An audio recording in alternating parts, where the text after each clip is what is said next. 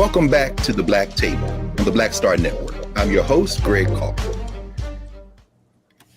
In the first of his possible 2 terms as United States president, Joe Biden has nominated to the federal bench more nominees than any president in recent memory. In fact, it's going back quite some time between Ronald Reagan and having confirmed John F. Kennedy.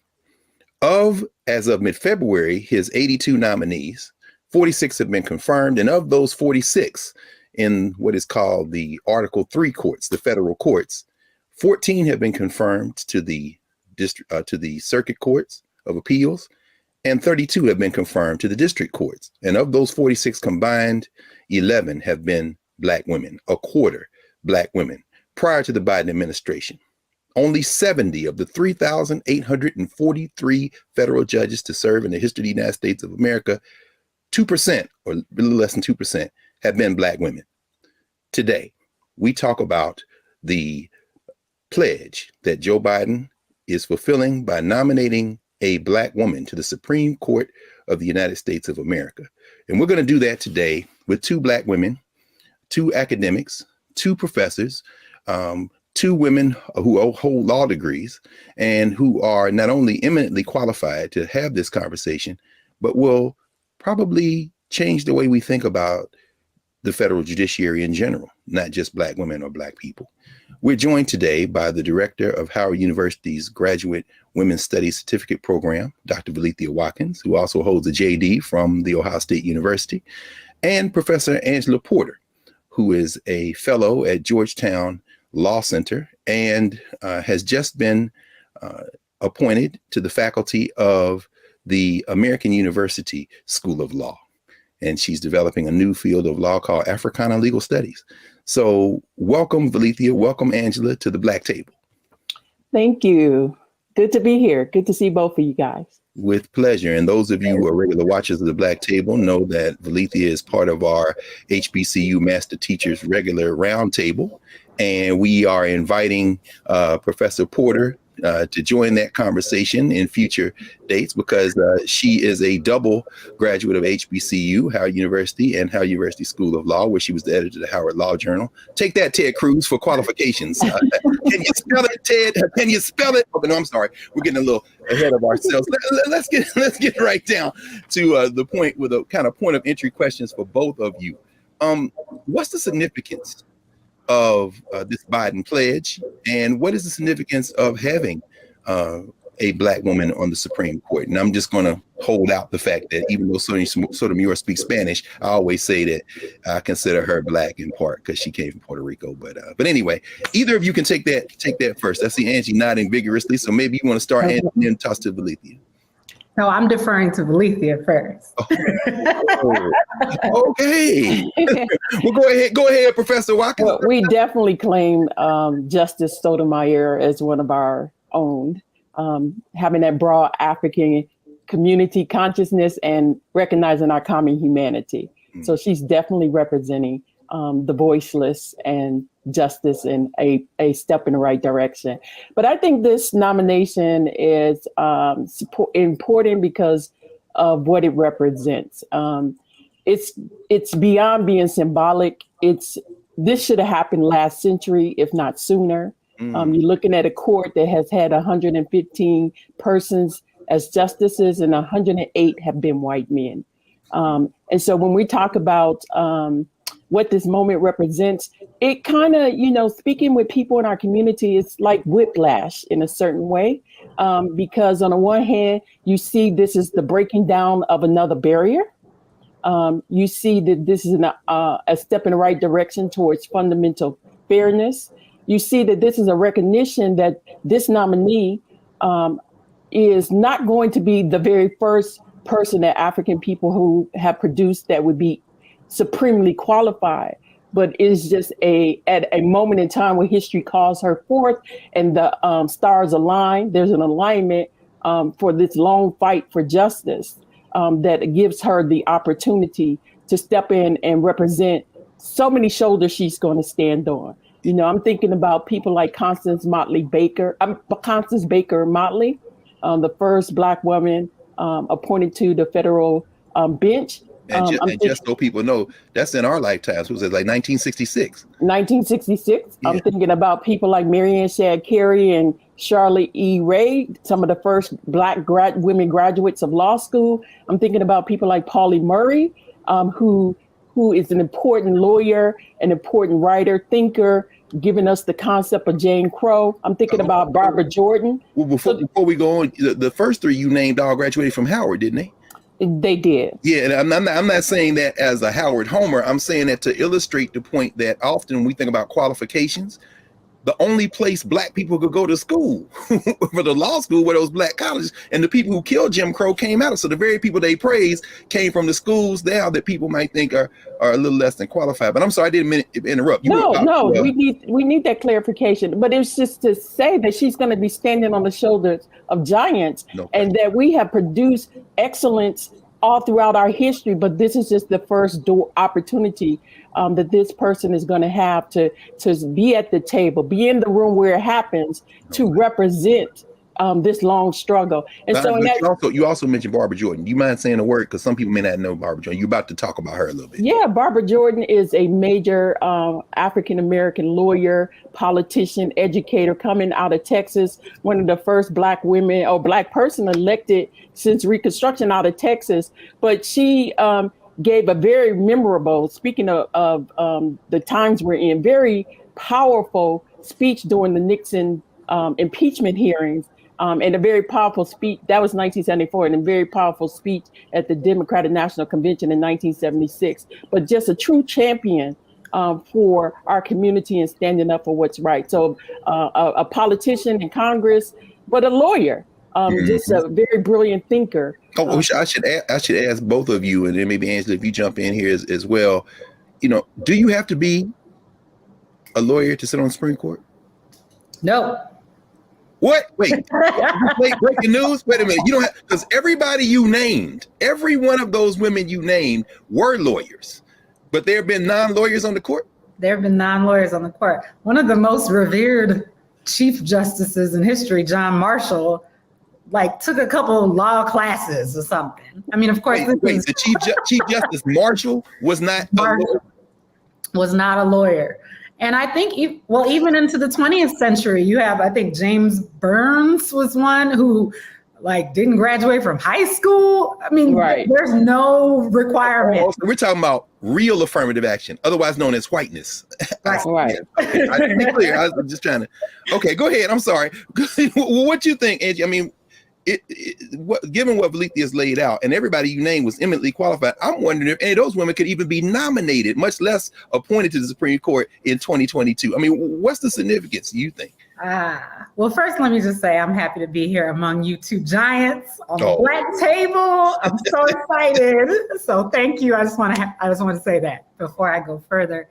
I totally agree with Dr. Watkins, who I might, if you don't mind, call Valethia during this broadcast. Of course. Because that's my friend. We talk a lot. We talk ad nauseum about these things just on a first name basis. So I'm going to break protocol a little bit and call her Valethia. But I totally agree. I think Justice Sotomayor, for all intents and purposes, not only with what you described, Greg, but in her decision making and how she aligns on the court, she holds up under Black scrutiny for us. So Justice Sotomayor is our champion. A quick story about her. I was an undergrad at my graduation behind, if y'all know Howard's campus, behind behind the football field, going out to the yard, coming through Blackburn, and she was there.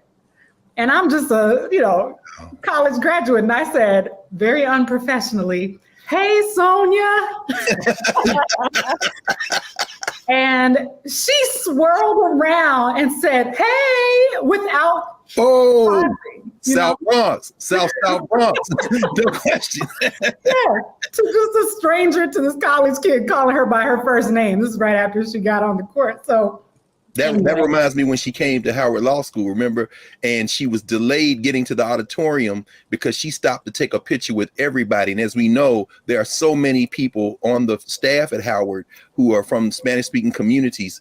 And she took a picture with every last one of them, and she would not let her detail or anybody in that building rush her. So you're absolutely right. She does speak to the spirit. And of course, her decision making, all it takes is a read of her opinions to see that she definitely passes the black. Exactly. Her opinions, her dissents, she's speaking for us. And so she is definitely one we can count among the justices, the women justices, and the justices who are not white, who are really working for the good of our community, for our people. But I do think that, go ahead. No. Go ahead. And then when you finish, then we'll take a break and come back and get into a deep dive of some of these leading nominees. But please make your point, by all means, please. I think that the value that this justice who will be appointed has will be somewhat of that same Sotomayor-esque value. As in, they will have the opportunity to be bold and write some very powerful opinions, whether those are concurring or dissenting opinions. We're on a 6-3 court right now, thanks to the last several years and some decision making. That means there's a supermajority for the conservative-leaning court justices. So this person is not immediately going to come in as a practical matter and change the thrust of the court. But the question is, will they be bold enough to put some things on paper into the flow of time that can benefit us in the future generations? And by us, I mean our community, our people, Black people. We are at the Black table. So that's what I'm talking about. No question. That's very powerful, in fact. And you all make note of that. Just because you don't win an opinion doesn't mean that you won't have the long-term impact. That those dissents are very important.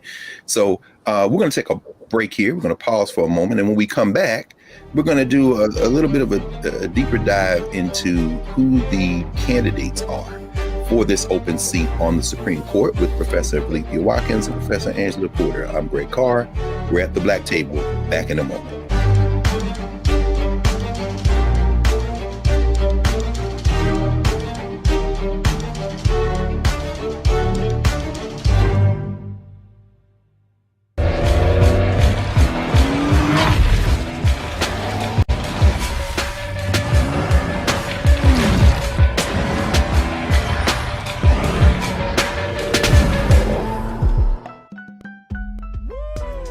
Impacted by the culture, whether we know it or not. From politics to music and entertainment, it's a huge part of our lives, and we're going to talk about it every day right here on The Culture with me, Faraji Muhammad, only on the Black Star Network.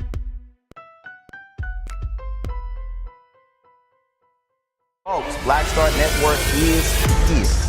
Holding no punches. I'm real revolutionary right now. Black power. Support this man, Black media. He makes sure that our stories are told. Thank you for being the voice of Black America, Roland. Stay black. I love y'all. All momentum we have now, we have to keep this going. The video looks phenomenal. See, this difference between Black Star Network and Black-owned media and something like CNN. You can't be Black-owned media and be scared. It's time to be smart. Bring your eyeballs home. You dig?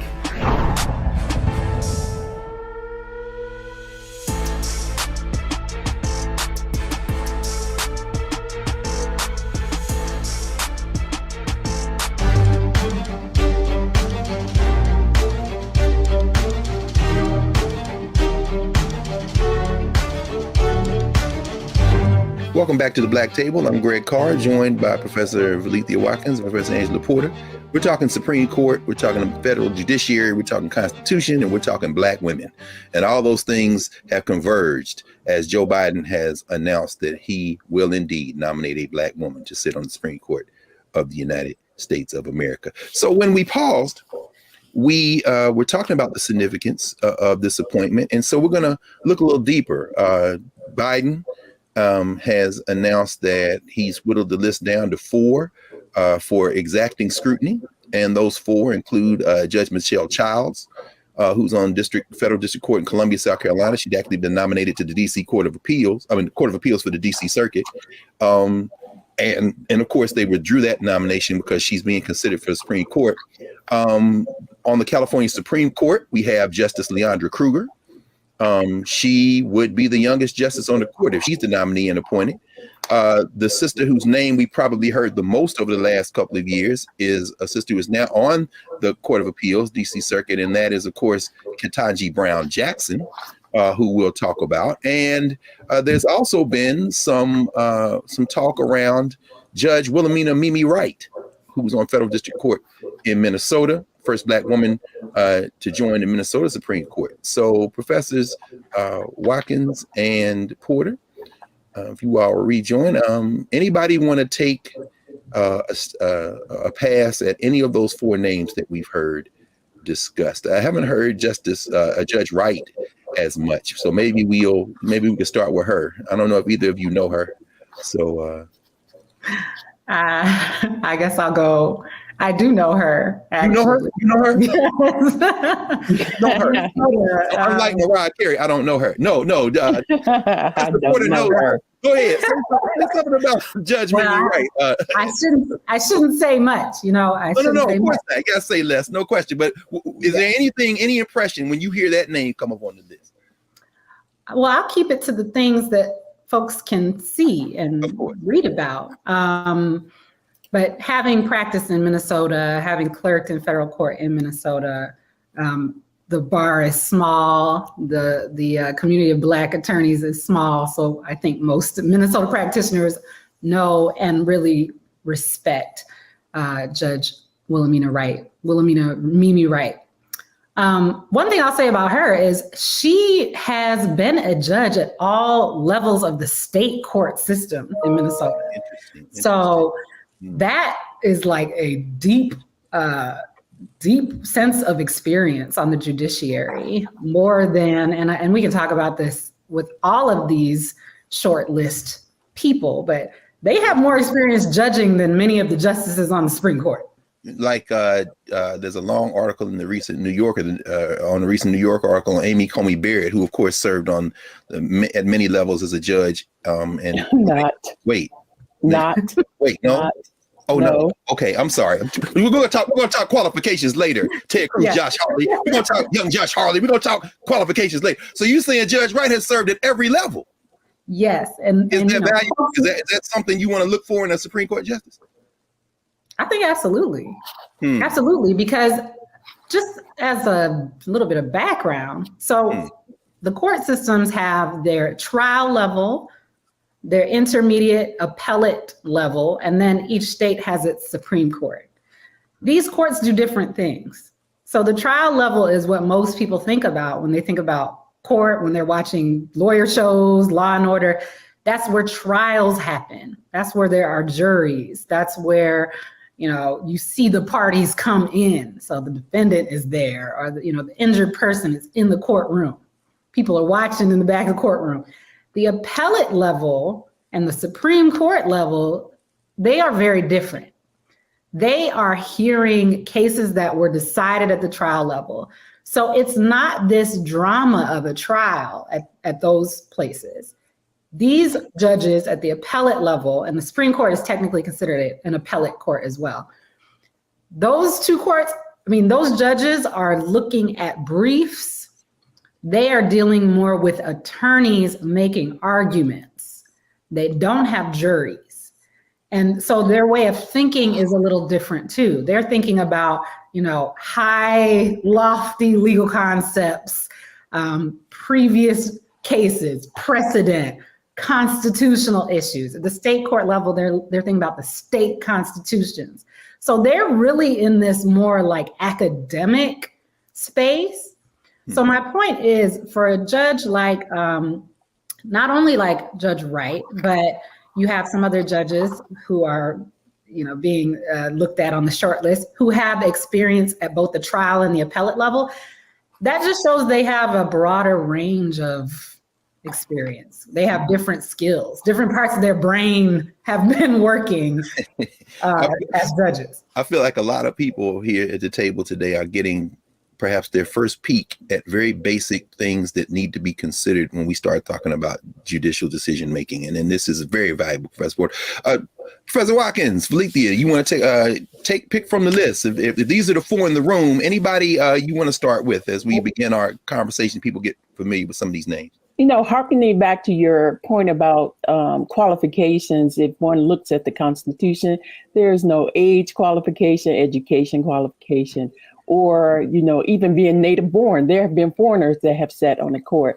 Wow. So, looking in this modern moment when the former president that was recently in office, when he stocked the federal bench or the courts recently, he made a point to pack the court, not only with conservatives, but very, very young conservatives.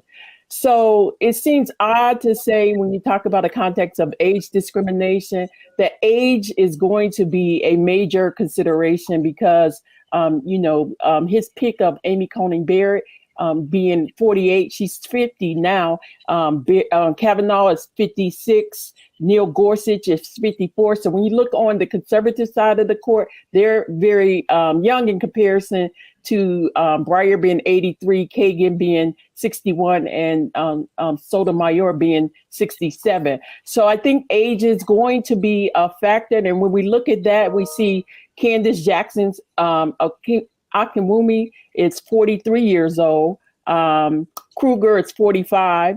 I think Ketanji Brown Jackson, 51, is just on the other shade. It seems odd to be looking at people's age at 55 is old, right, from our perspective. No question. But I think also people have advocated, and I look at, people talk about Ketanji Brown Jackson as a leading contender.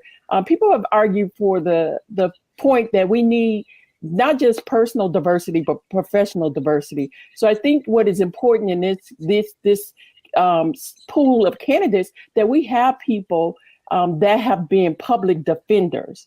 And public defenders are severely underrepresented on the federal bench. And Brown Jackson was a public defender at one point. Yes, Brown Jackson was a federal public defender, and so has Candace Jackson Akinwumi been a public defender. And that professional experience of working with so-called indigent people who cannot afford attorneys, who need representation, being on the other side, because there's a tendency to push just prosecutors, to push people who are just pro-corporate. And so having people who have defended workers, who have defended the interests of the poor, the working class, and those criminal defendants who could not afford lawyers, brings a professional diversity and a perspective that is important. So this is just not about, the politics of the body. This is about, the wide range of experiences. And that's been the problem with the court, the narrow casting to the Harvard, Yale. And even though many of these women represent those schools, you do have some people in the pool like Judge J. Michelle Childs, who went to a state school, University of South Carolina. And she, I would say we have two people with Detroit connections that's important, J. Michelle Childs and Tiffany Cunningham. She's in the running. And you may know that Tiffany Cunningham is the first Black woman to sit on the federal circuit, which is a court that focuses on patent. So she has chemical engineering undergraduate degree from MIT. And people don't often recognize that it isn't just the Court of Appeals, it isn't just the district court, but it's also in Article 3 of those other courts, those administrative law courts. So it's important to note. And by the way, those of you who might not have known this, Professor Watkins, Dr. Watkins is a graduate of the University of Michigan and from Detroit. So she had to get her little, Detroit shout out in there. I love that we talking about these Black women. We're going to pause here for another break. And when we resume, we're going to continue in this conversation around these Black women who are being vetted for a seat on the Supreme Court. We'll continue the conversation on the other side of our break. This is the Black Table on the Black Star Network. Back in a moment.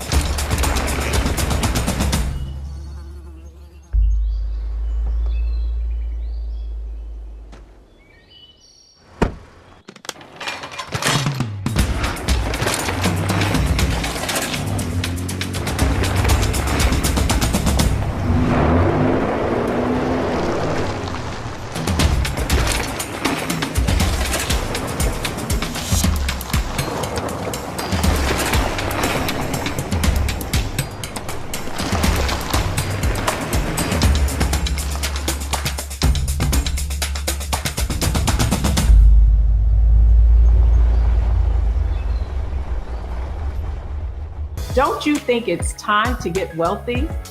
I'm Deborah Owens, America's Wealth Coach, and my new show on the Black Star Network focuses on the things your financial advisor or bank isn't telling you. So watch Get Wealthy on the Black Star Network.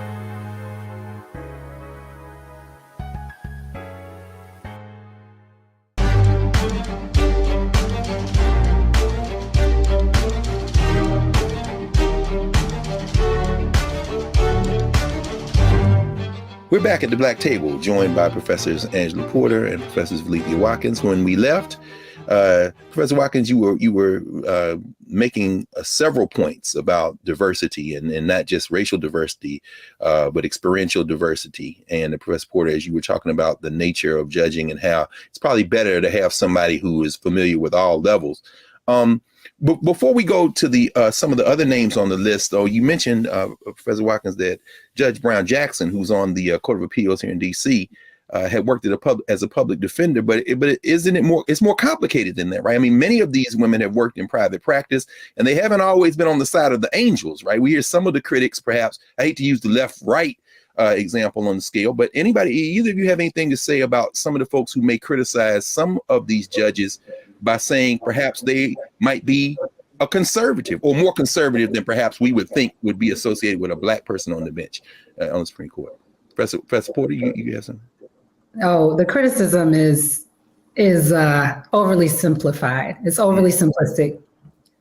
First, I want to say all of the top four, so Ketanji Brown Jackson, Leandra Kruger, Michelle Childs, and Mimi Wright, they've all worked for big law firms.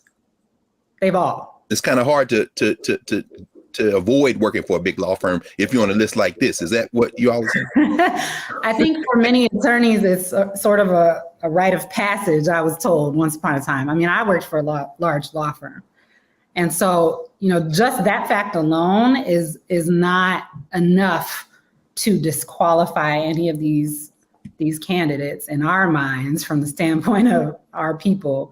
I mean, Jackson worked at Morrison Forrester. I mean, these are huge, MoFo is known as. These are huge firms. Kruger worked for Jenner and Block. That's where she met her husband. MoFo, yeah. She worked at Wilmer Hale, Michelle Childs. I forget which firm she was at. I don't know. Maybe y'all have it. And Childs, to your point, Valeethia, is one of the few on this list that didn't go to an Ivy or Ivy adjacent school, right? Here in South Carolina. I mean, people are saying, and we'll talk about this a little bit later, perhaps that Childs is the one that Jim Clyburn is pushing hard, kind of like as payback for dragging Joe Biden across the finish line. But anyway, to be president. But anyway, I didn't mean to interrupt you. So all the firms you're naming, folks who practice law would immediately recognize those names. Those are the behemoths. Okay. Those are the behemoth firms. And just so people know, because this isn't really well known if you're not practicing law, but all of these firms, big firms, are expensive.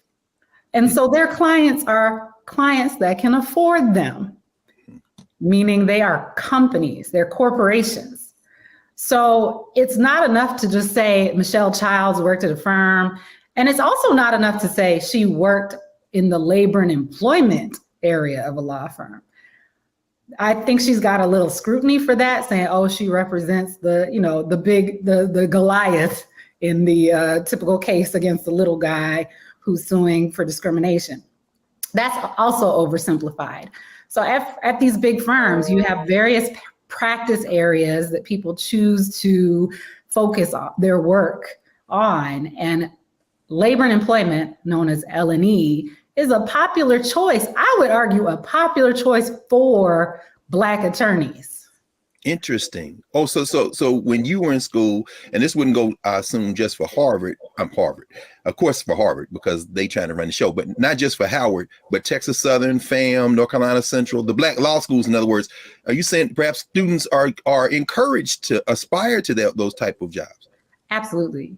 Absolutely. And if you have any student debt, there are a lot of attorneys who say, I need to work at a firm to pay my student debt. So I don't know about the student debt of any of these potential nominees, but to the extent they have student loan debt, I'll tell you who does, the Federal Bureau of Investigation at this point. Shout out to Justice Kavanaugh, whose finances still appear very opaque. But anyway, continue. But you go to these firms as a Black attorney and you're like, what area am I going to practice in that actually feels meaningful to me? Is it going to be tax? Is it going to be the corporate area? Is it going to be, regulatory affairs? I worked in the trial group of the firm where I worked, but a lot of people went to L&E, labor and employment, because you're actually dealing with the topic of discrimination, immigration, things that you care about. And yes, you may have the case occasionally for a client where you were representing a client who allegedly did something that was running afoul of anti-discrimination law. Two things I want to point out there. On balance, you're going to have those cases. You're also going to have cases where you advise those clients on how to be better so that they avoid liability. So I'm saying it's not a far cry, and I've read some of her former colleagues have said this. It's not a far cry to say J. Michelle Childs was doing the good work in labor and employment as well by advising employers how not to discriminate so that they won't get sued. So that's the first note. That's very interesting. Let's think about that even in the context. Let's bring another of the sisters into the conversation, because we won't know until the pick is made, obviously. But this young sister, a younger sister out there on the California Supreme Court, Leandra Kruger. There's been a lot of conversations. She's argued before SCOTUS, Supreme Court of the United States, a number of times. She'd be the youngest justice on the court. Now, of course, she goes back to Yale. She was the editor-in-chief of the Yale Law Journal. Either you have any perspective on Justice Kruger? Well, going back to what you were saying, so she's argued 12 cases before the Supreme Court. And I think that's the largest number. If you go back to Countess Baker Motley, she argued 10. Now, Motley won 9 of the 10. So I'm not sure how many Kruger won, but I think, again, they're going to emphasize age. They're going to emphasize her role as having been before the Supreme Court. They're going to emphasize the fact that she clerked for Supreme Court Justice John Paul Stevens. And so all of that is going to be that role, that experience in the federal, working for the Solicitor General's office, that kind of trial experience is going to be important. And sitting on the California State Supreme Court, that also gives her that kind of foundational experience of that kind of cerebral, looking at cerebral type issues. So that's going to play in her favor. And again, I can't keep emphasizing age is more than a number in this context. Mm-hmm. Even though we know typically women live longer than men. And I'm going to ask you I'll save that for a minute. We'll talk about Clarence Thomas a little bit, because and maybe even the politics of this. But in terms of Justice Kruger as well, she did clerk for Supreme Court Justice. Is that important, Professor Porter? I know that didn't Brown Jackson clerk for Breyer, right? Mm-hmm. Yeah. I mean, we certainly see with Gorsuch and those cats. And I mean, the talk was that Gorsuch was in line in part because he could nudge Kennedy to retire and free that seat up. So I don't know. Yeah, because he was Kennedy's clerk. He clerked for Kennedy, right? So I mean, this is inside baseball for a lot of people. But is clerking for a justice of the court something that gives anybody a leg up? Absolutely, yeah. And I just want to repeat a couple of things that Valithia mentioned. Yes, she is the first. Or she, as a Black woman, she's argued more cases on the Supreme Court, Leandra Kruger, than any other Black woman in history. So, as you mentioned, Constance Baker Motley, Leandra Kruger argued 12 cases and did win most of those before the court. So I just wanted to add that. Being a Supreme Court clerk is definitely a leg up. I mean, that is a rare experience. I think all of these. I checked, I think the top 4 who we're talking about have all clerked at the federal level, which is, a prestigious thing. But also the Supreme Court clerkship experience is this rare and very highly regarded experiential thing. So as you mentioned, Ketanji Brown Jackson clerked for Breyer. Leandra Kruger clerked for Stevens. I think they both clerked for highly regarded appellate court judges. Kruger clerked for Judge Tatel at the DC Circuit. So she also has DC Circuit experience. Mimi Wright clerked for Damon Keith. I think that's the only Black judge on this list that we've noted. The legendary highly, yes, yeah. Highly regarded. So each of these judges have, especially the more seasoned judges, have these clerk armies, they call them. This army of former clerks. And that group of people tend to be influential people in the legal world. Well, you know, they tossed Melissa Murray in the running too. We don't know. She's maybe not in the top consideration, but she clerked for Justice Sotomayor when she was on the circuit court. Oh, that's interesting. Yeah, particularly since Sotomayor said as she was appointed that she wanted to diversify the clerks. Right. But, you know, but again, I mean, that's the double-edged sword, because on the one level, on the criteria they say they respect and all the other judges have had, we have these women who have that experience. But also the double-edged sword is narrow casting. It's the same, picking only people from Harvard and Yale, picking only people who have clerked. And we know the vast majority of those justices. I mean, I think what was startling when we looked at RBG's funeral service and they had the former clerks, just how few Black or minority clerks she did not have. How about that? And so if we buy into that criteria, they meet that criteria. Right. So whatever standard you set, they meet, and they meet the standard of the Constitution.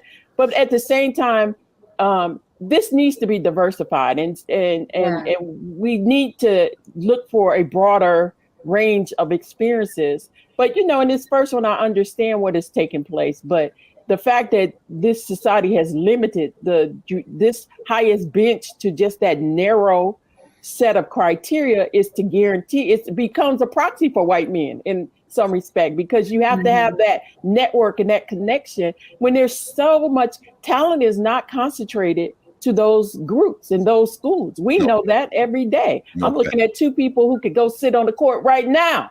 As am I, and that's you. And we're all looking Carr at three and people. Porter could be on the court right now. Right, but who would never aspire to be to the court, which is to be on that court. Right, but who have the intellect, the brilliance, the sense of justice and fairness right now. And so we are impoverished as a nation, just staying with the same old criteria, which is used to exclude. It's proxy criteria. But the point is they meet that standard of excellence, and therefore they should be at that table.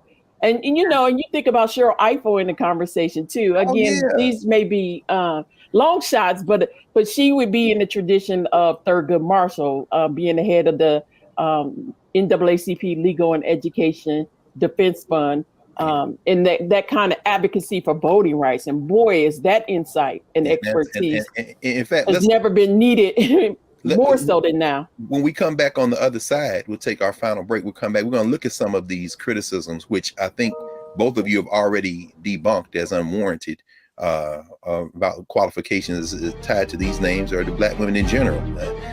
Your Klanhood is showing those of you in the Senate with this foolishness. But anyway, we'll get to those Klansmen in a minute, Klan adjacent folk. When we come back to the Black Table, back in a moment.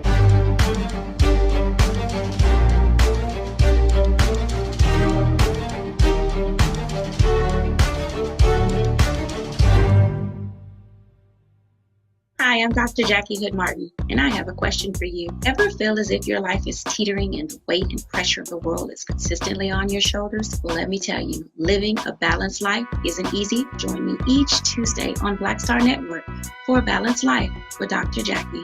We'll laugh together, cry together, pull ourselves together, and cheer each other on. So join me for new shows each Tuesday on Black Star Network, A Balanced Life with Dr. Jackie.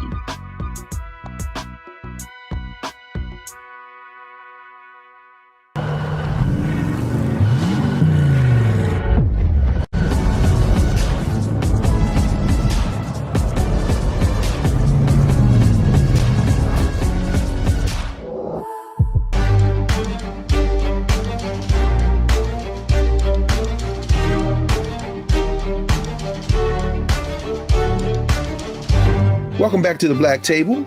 We're talking Supreme Court, Black women, constitutional law, the federal judiciary, with Professor Valethia Watkins, Director of the Graduate Women's Studies Certificate Program at Howard University, and Professor Angela Porter, Research Fellow, Georgetown University, and incoming faculty at the American University School of Law. Angela, you were about to, I think, make a point when we jumped in. I saw you kind of nod. Go right ahead, and then we'll get into some of this criticism stuff.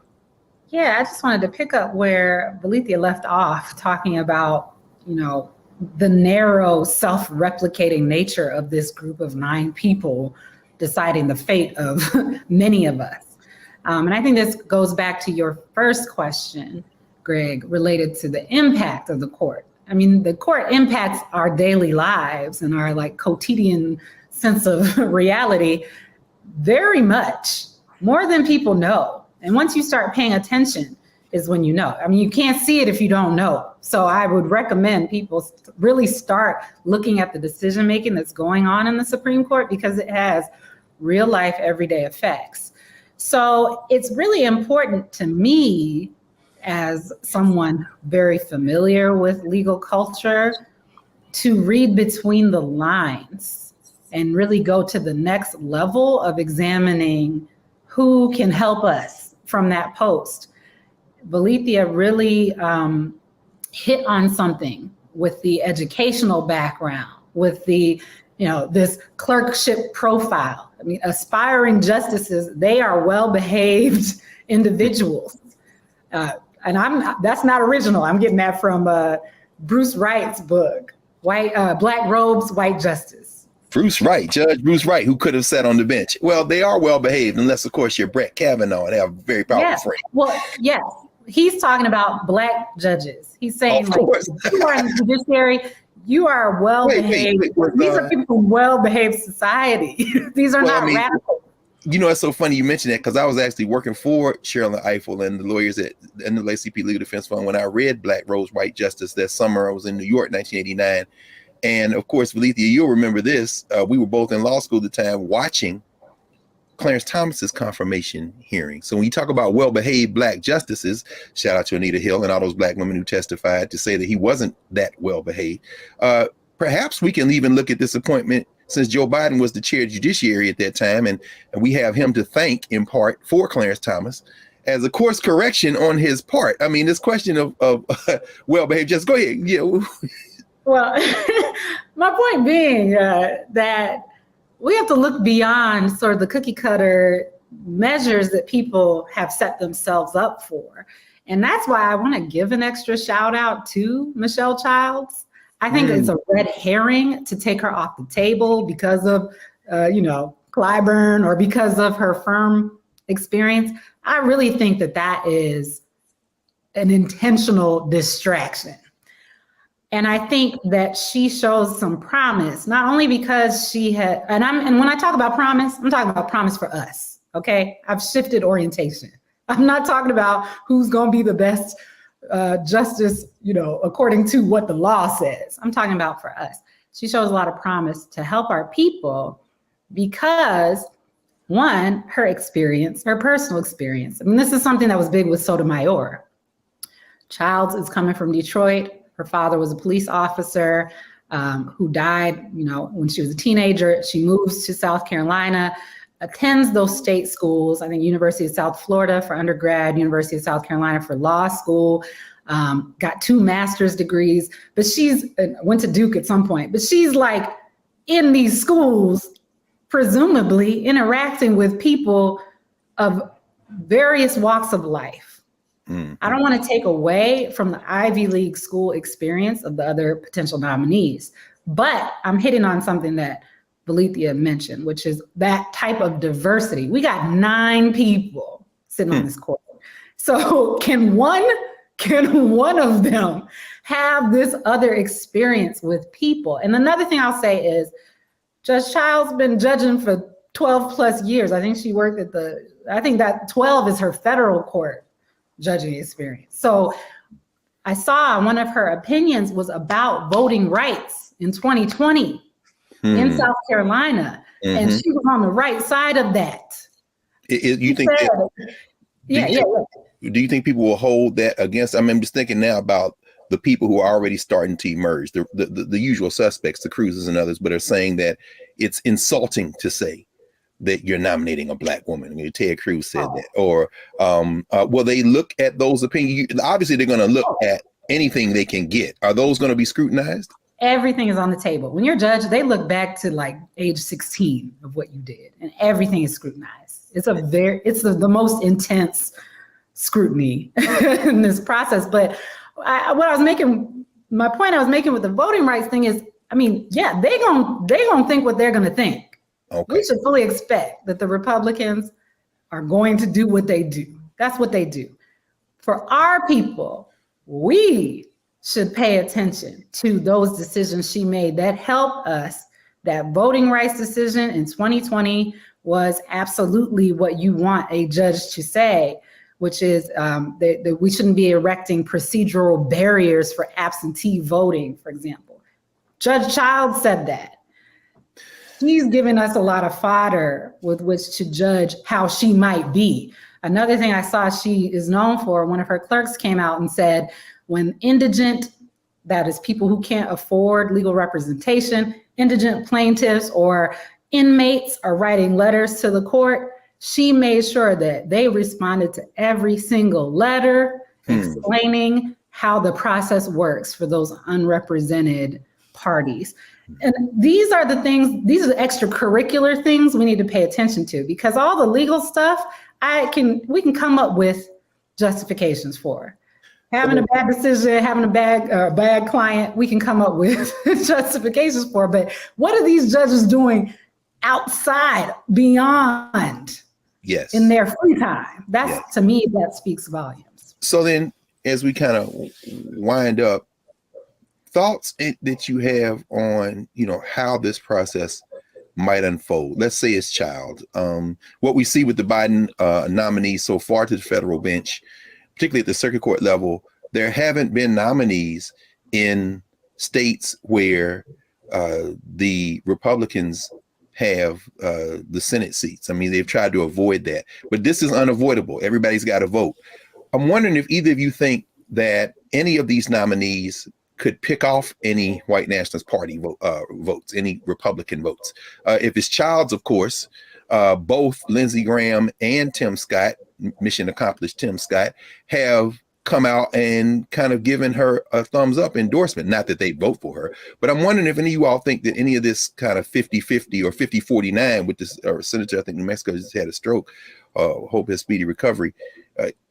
Do you think that this could be rocky, stormy, no matter who Biden nominates, given these, these folks kind of recalcitrant at this point? What do you think? Yeah, well, I think the congresswomen who just sent a letter, Cori Bush and the other 14 Black women in Congress that sent a letter to Biden, pointed out a key fact that it is very significant that there is not one Black woman in the United States Senate at this moment with a seat to vote on the first potential nominee that it's going to be a Black woman. With regards to picking off one of the white nationalists, let's understand what's going on. First, let's put it in the context of their court packing scheme. That is what this toxic attack, this smear campaign on this particular woman who has not been named, but yet they full-throated attacked in a toxic attack. That we should start that conversation off with, we don't give a damn about what they think. Secondly, the fact that they have been engaged in a court packing scheme that allowed them to change the rules, the norms, deny a Democratic president a seat, and then stole 2 seats. So that they don't want to talk about that. They want to control the narrative, and they want the narrative on their terms of debate. And so corporate media has said this point. They made this point. They said that the GOP is split over how to handle this nomination. I doubt that's the case. They are speaking out of both sides of their mouth. They're taking a 2-pronged attack. They're going full-throated white nationalists to rally their base. They have the election of 2022 and 2024 at the forefront of their minds, and they are doing everything they can to rally their base around resentment and the politics of polarization and grievance, white racial resentment. And then the other part of the strategy is to dangle this bipartisan carrot again that only Democrats are held to. The former president could do everything he promised to do for his base and never seek any consultation with the other side. But we keep getting this dangling of bipartisanship, which is often a strategy to string out things and then it's like Charlie Brown removing the football each time. So what they're dangling is, on one level, is like, okay, how do we read Graham's promising potentially up to 10? I thought at first he was talking about just him and Tim Scott, but he's like, if you pick the person we want, so they just want a hand in selecting the person with no guarantee they're going to give those votes. So they're going to have a hand. They want a hand. They want to pick who they want to pick. And then they're going to do this like they did that bipartisan, that Build Back Better thing. You'll be by yourself. So they're playing both sides against the middle. They are dangling this potential support in order to have a seat at the table and picking who the ultimate nominee would be, which would be somebody that's more palatable to them. But on the other hand, there are a few in the running that did receive at least 3 Republican votes during their nomination process. But this is a different ball game. Different ball game. Yeah, I mean, in the minute we have left, you introduced a very shocking twist. This nomination, any nomination, could be in trouble. So, I mean, how do you all see this playing out? I mean, and again, it doesn't change the number in the court, but in the minute we have left, any thoughts on, what happens with this nomination? And then looking forward, perhaps, when maybe Justice Thomas comes off in the next couple of years, how important is this to the electoral strategy of the Democrats in 22 and 24, this nomination? Well, one quick thing I would say is look at the confirmations. I mean, the strategic chess move right now is to make sure that they get somebody confirmed before November, before this can really go askew politically. So this is a political strategy. The people who have been confirmed are Ketanji Brown Jackson. It is not Leandra Kruger. She did not have to get confirmed by the Senate to become Justice of the California Supreme Court, the most innovative state court in the country, but she didn't have to get confirmed. Childs did as a district court judge, and so did Mimi Wright. So they're looking for people who they can push through with minimal impediments. I would say the fact that the Republicans said they would throw in support for Childs shouldn't make us view her with suspicion. I just would leave by raising the specter. An example of Earl Warren, who the Republicans thought was going to be their justice. Yes. And who was not. They're not going to make that mistake again. They're not going to make that mistake again. In fact, we're going to pause for today. And as everyone has experienced again, this is why at the Black Table, we only invite the best. This has been a wonderful conversation, far too short, which means we're going to continue this. I expect we're going to have this conversation more than once. We're going to have to. Professor Porter, Professor Watkins, thank you for coming to the Black Table, and we look forward to having a conversation with you again in the near future. Thank you. Thanks for having us. With great pleasure. With great pleasure. With great pleasure. So when we come back in a moment, the Black Table, we're going to clear the table and reset it for our next session. Back in a moment.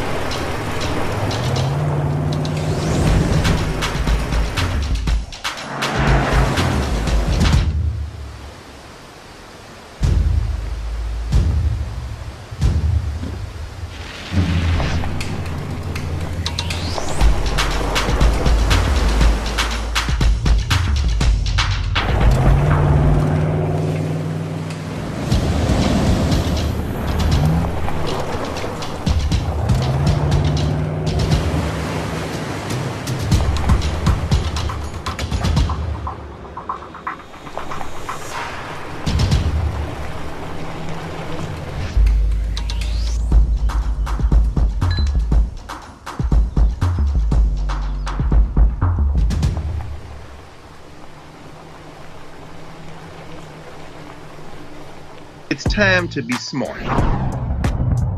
Roland Martin's doing this every day. Oh, no punches! Thank you, Roland Martin, for always giving voice to the issues. Look for Roland Martin in the whirlwind, to quote Marcus Garvey again. The video looks phenomenal, so I'm really excited to see it on my big screen. Support this man, Black media. He makes sure that our stories are told. See, this difference between Black Star Network and Black-owned media and something like CNN. I got to defer to the brilliance of Dr. Carr and to the brilliance of the Black Star Network. I am rolling with Roland all the way. Honored to be on a show that you own. A Black man owns the show. Folks, Black Star Network is here. I'm real revolutionary right now. Wow. Roland was amazing on that. Hey, Black, I love y'all. I can't commend you enough about this platform that you've created for us to be able to share who we are, what we're doing in the world, and the impact that we're having. Let's be smart. Bring your eyeballs home. You can't be Black-owned media and be scared.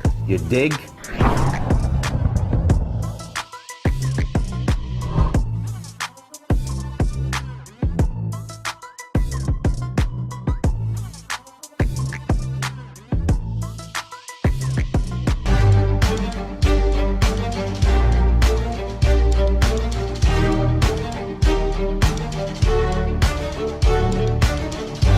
As we prepare to clear the table and prepare for our next time together, we're reminded, because of this conversation, of the words of the great Charles Hamilton Houston. Charlie Houston, the former vice dean of Howard University School of Law, which was known as the West Point of the Civil Rights Movement. Charles Hamilton Houston, the man who acquired the moniker of the man that killed Jim Crow.